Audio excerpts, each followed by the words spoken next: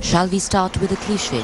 Like most, this election too, the road to New Delhi will pass through Uttar Pradesh. Motorcycle Diaries will begin and end right here in Uttar Pradesh, hoping to map thousands of kilometers across many states of India right in between. Getting you the ringside view of this electoral procession as it gains momentum with all its bells and whistles. With you, the voter, dancing right in the front of this procession. All right, so we spread out our Motorcycle Diaries map. We begin with Mathura. Mathura, a high-profile constituency this election. The candidate from the BJP, once again, Hema Malini. She's been in the news lately, especially on social media. Quite a bit of fun being made of her. Let's see what she's to say. It's going to be a fun ride, viewers. Motorcycle Diaries India is back on the electoral road.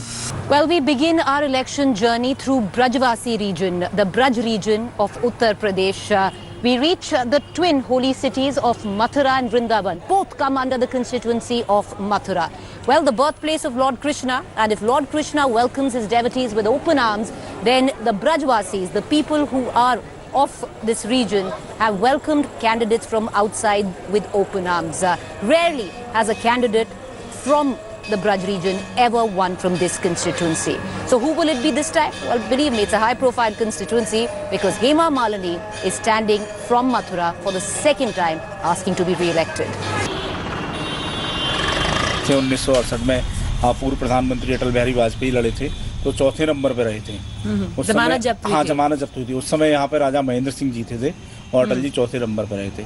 और जो भी हम देखते आ रहे हैं पिछले कई 4-5 चुनाव मैंने देखे हैं यहाँ पे, तो जो भी जाट प्रत्याशी होता है वो सब पे भारी रहता है। अभी तक ब्रजवासी कोई जीता नहीं है यहाँ से। जितने भी कैंडिडेट आए हैं केवल मानवेंद्र सिंह और तेजवीर सिंह ये दो यहाँ रहते हैं, लेकिन हैं ये भी बाहरी।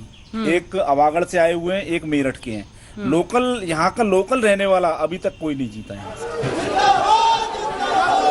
If in 1957 Atal Bihari Vajpayee lost his deposit here, then in 2014 actor Hema Malini emerged as a giant killer, defeating sitting MP and son of RLD chief Ajit Singh, Jayant Chaudhary. This time, Hema Malini is seeking re-election, facing off with Congress and an RLD Jat candidate from the Mahagathbandhan. ताकि वापस यहाँ के सांसद बनकर यहाँ की बहुत विकास करने के लिए मैं आपके साथ हूँ। Hema Malini's campaign has had social media amused, from road shows in Mercedes sports vehicles to cutting crop to allegedly driving tractors with fitted coolers this summer.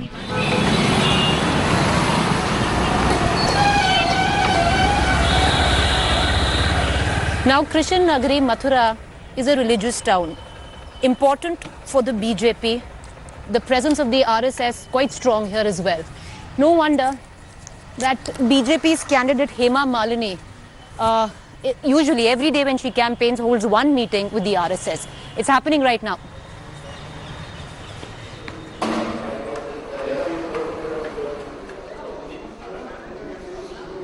There's a lot being said of you getting into photo opportunity. मतलब बैठ के photo opportunity की क्या ज़रूरत है?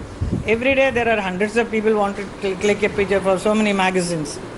You want to see me as one of the other politician? No, you all want to see me as an artist also. So you all say, अरे इधर ये ट्रैक्टर है, इसमें ज़रा फोटो ले लो, ये आप घास पे चले जाए, अच्छा लगेगा.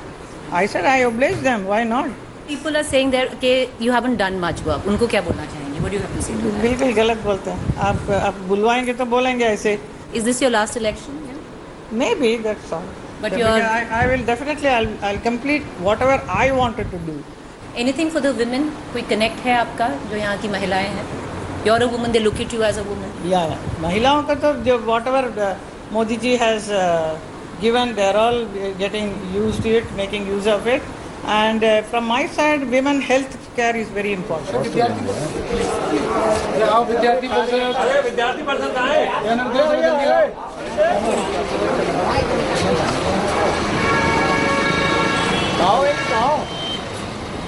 It was only after 2010 that the widows of Mathura have been able to get voter IDs.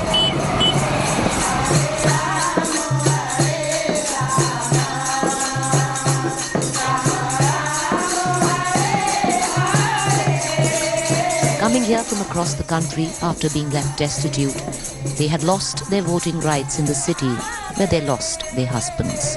Hare Rama, Hare Rama, Rama Rama, Hare Hare. Vote डालेंगे इस बार? बिल्कुल, बहुत इच्छा है वोट डालने की। क्यों है इतनी इच्छा वोट डालने की? क्योंकि हमारे भाई प्रधानमंत्री इतना हमें सुविधा दे रखी है, ऐसा प्रधानमंत्री कब मिलेगा। ममता बनर्जी जब मुख्यमंत्री बने थे तभी तो जिंदा ममता बनर्जी को जिताना है। जिता तो दिया, मुख्यमंत्री बन गया। शायद उसी साल कौन साल में? तो 2012 में आई थी यहाँ पे। तो 2012 से वोट नहीं डाला? नहीं। और बेटा अब कौन सा पार्टी है तो पता नहीं। और मुझे मोदी जी को वोट देना है। मोदी जी को वोट देना है। यहाँ पे जो हेमा मालिनी है वो पसंद है? हेमा मालिनी पसंद है, वो तो फिल्म स्टार है, वो भी ठीक है। वो क्या बीजेपी है? अगर मोदी जी को जिताना है तो वोट उन्हीं को देना पड़ेगा यहाँ पे। तो देंगे। मोदी जी को जिताने के देंगे। कुएं में बोलने डालने के लिए कुएं में जाएंगे मोदी जी को जिताने के लिए। So clearly, Hema Malini has found no favor with some of these widows that we are talking to, but it's Modi who is a big favorite. तो अगर आप वोट डालेंगे तो क्या सोच के डालेंगे? क्या मोदी के ही डालेंगे और सोच के डालेंगे? मोदी को डालेंगे? Well, the Prime Minister seems to be a big favorite here. What's interesting to note is that the Mathura widows or the Vrindavan widows, possibly most of them would be voting here for the first time. They've never had voter IDs. They've never had any identification for a voter ID card to be made. Some of them, after being here for a decade, leaving wherever they've come from, would be voting for the first time. So you can, the excitement amongst them to cast their vote is palpable. But having said that, completely on a different note, how social sanctions are given on the certificate of marriage. You just saw that bhajan kirtan which was happening inside. While the widows were, of course, doing the bhajan kirtan, they wouldn't even dare to stand up and start dancing like the woman who was. The woman was married. These women are widowed. Some lines hopefully will blur by the time we cover election. From here on would be 24, 29. Let's just hope something changes in the next 10 years.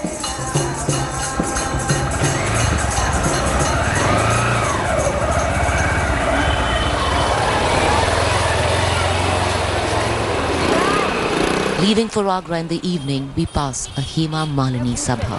Narendra Modi, Hema Malini, Zindabad, Zindabad.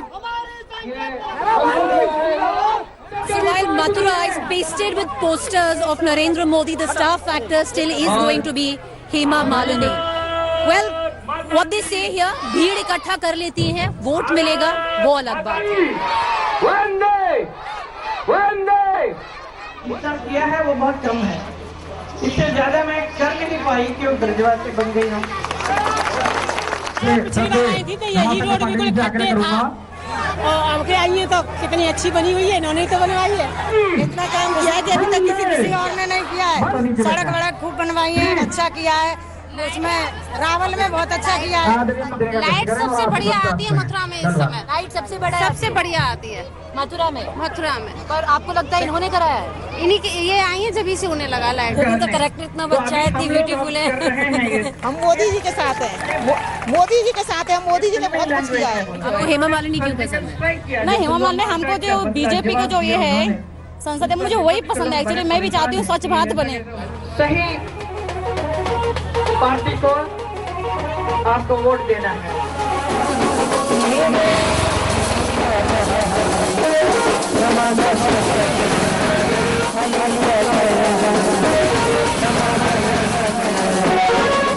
If Hema is contesting the second time from Mathura, meet Fakkar Baba, a 17th time hopeful from Mathura, but knows even this time he won't win.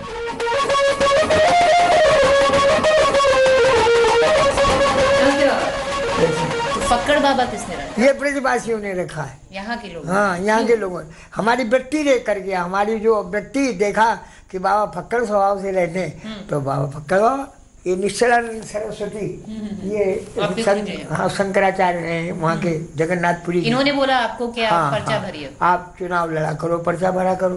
Media वाले पूछते बाबा जीतोगे कब, तो मैंने गुरुजी से पूछा कि कब जीतूंगा, तो उन्होंने कहा बेटा तू 20वां चुनाव जीतेगा। तो मतलब 20वां चुनाव जीत? बिल्कुल जीतूंगा, उम्र है हमारी। आप हेमा मालिनी के खिलाफ लड़ रहे हैं? नहीं, हमें हेमा मालिनी खिलाफ नहीं, मुझे तो बड़ी पसंद है हेमा मालिनी बहुत। चुनाव कौन जीतेगा? सेंटर में प्रधानमंत्री कौन बनेगा? प्रधानमंत्री तो मोदी बनेंगे। मोदी बनेंगे, पसंद है? हमको नहीं पसंद है, जनता को पसंद है। Congress UP President and Fatehpur Sikri candidate Raj Babbar hoping to turn the Congress tide with no ill will to his neighbouring BJP candidate Hema Malini, a fellow actor. Hema Malini है मथुरा से, एक्टर हैं, बीजेपी की ticket पर हैं। आप बिल्कुल मतलब बीच में आगरा, आप फतेहपुर सीकरी में आप एक्टर हैं, कांग्रेस से हैं। अब शत्रुघ्न सिन्हा भी कांग्रेस में आ गए हैं, वो भी एक्टर हैं। तो in this whole actors coming into, do you wish all of them well और you reserve it for Hema Malini? Why not? You wishing Hema Malini also? So what, Hema ji is my भाभी। Okay. और Shatru is my brother. He's my senior. Right. That's gracious. Final question. How many tickets for the Congress? कितनी आएंगी आपकी? क्या लगता है? सरकार दिल्ली में कांग्रेस की बनेगी। यूपी में कितनी टिकट? अभी यूपी के चुनाव आ रहे थे 2022 में। पर अभी आपको कुछ आंकड़ा लगा सकते हैं? जो सरकार बनाती है दिल्ली में, वो यूपी बनाती है।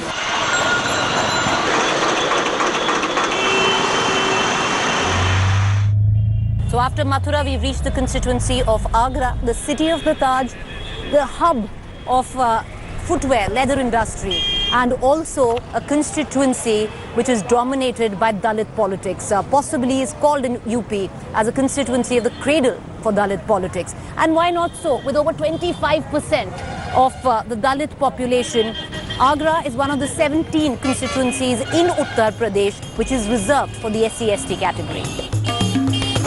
This is a Jat of Dalit Basti. अच्छे काम करो, तू हमारा की गरीबन की सहायता करो, हम दुआ देंगे तो और ऊंचे जाएंगे तुम। जब से ये मोदी सरकार आई है, लोगों गरीब लोगों का तो बिल्कुल ही काम धंधा चौपट हो गया है। GST नोटबंदी करके गरीबों को धंधे पानी से मारा। कहाँ विकास, कहीं विकास भी नहीं हो रहा। ये विश्वास तो किसी पर नहीं है, लेकिन अब उम्मीद तो रखता है। 2014 से लेके आज 2019 आ गई, जब से अब तक आदमी भाग ही रहा है। It's important to differentiate between the Jatav and the non-Jatav vote this election where Dalits are concerned. While non-Jatav Dalits still seem to favor BJP, the Jatavs, from which comes Mayawati, are dyed in wool for Maya love.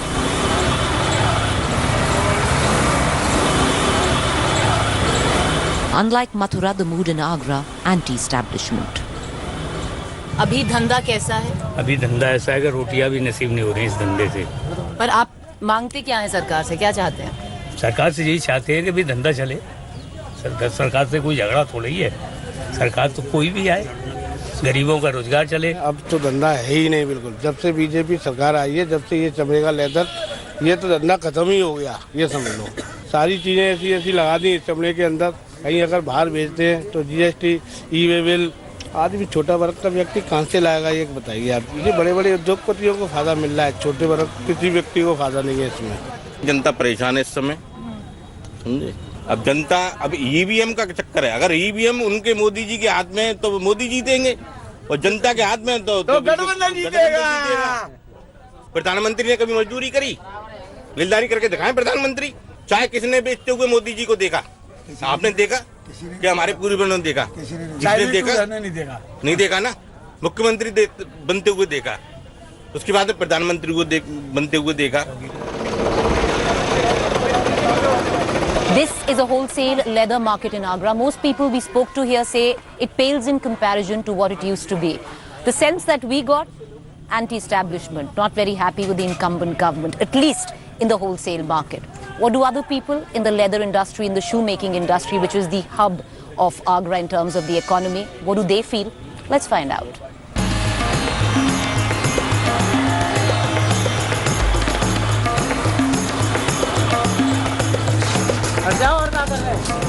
आपका अभी काम कैसा चल रहा है? अभी ठीक है, लेकिन बहुत अच्छा नहीं है।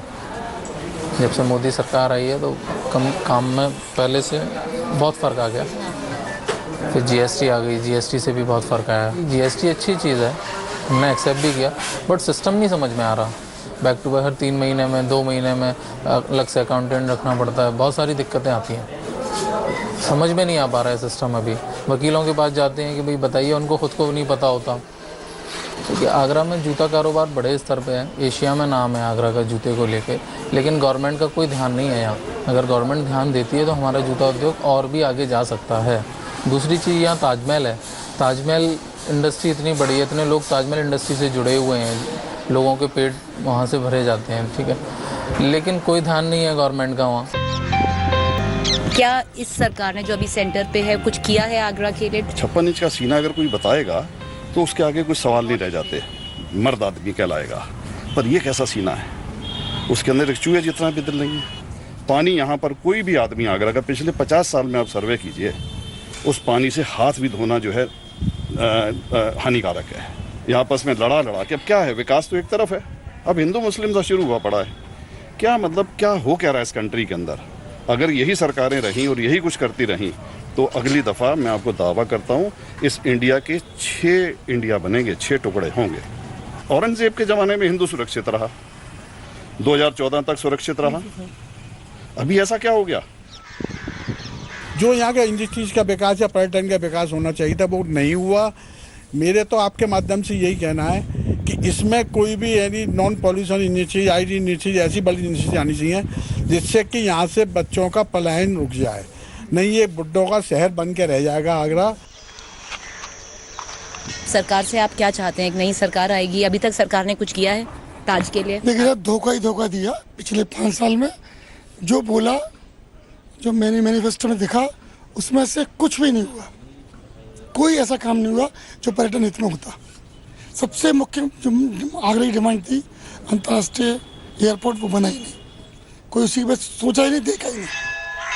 माननीय मुख्यमंत्री जी आए, उन्होंने इसको उल्टा कुछ देने के बजाय विवादों में ही डाल दिया। उन्होंने ये कह दिया कि ये हमारी प्राथमिकता में नहीं है ताजमहल, तो उससे एक बड़ा नेगेटिव इम्पैक्ट गया। मुझे लगता है कि शुरुआत से उनके दिमाग में ये चुनाव आया है, ये पहले दिन से उनके दिमाग में था।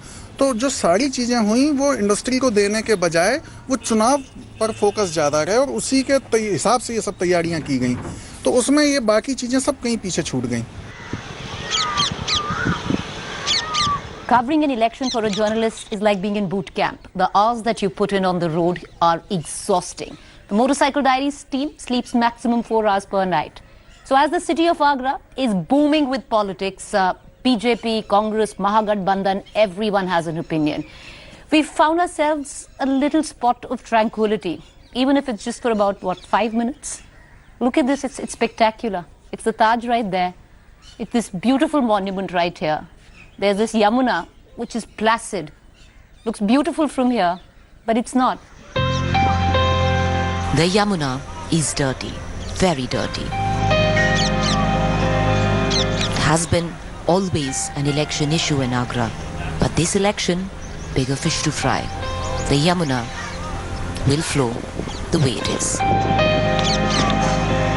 We'll see you in Ahmedabad. Thanks for watching the video. For more such news and updates, please like, share and subscribe to India Today. Also check out our other great videos from our channel. We know you will love to.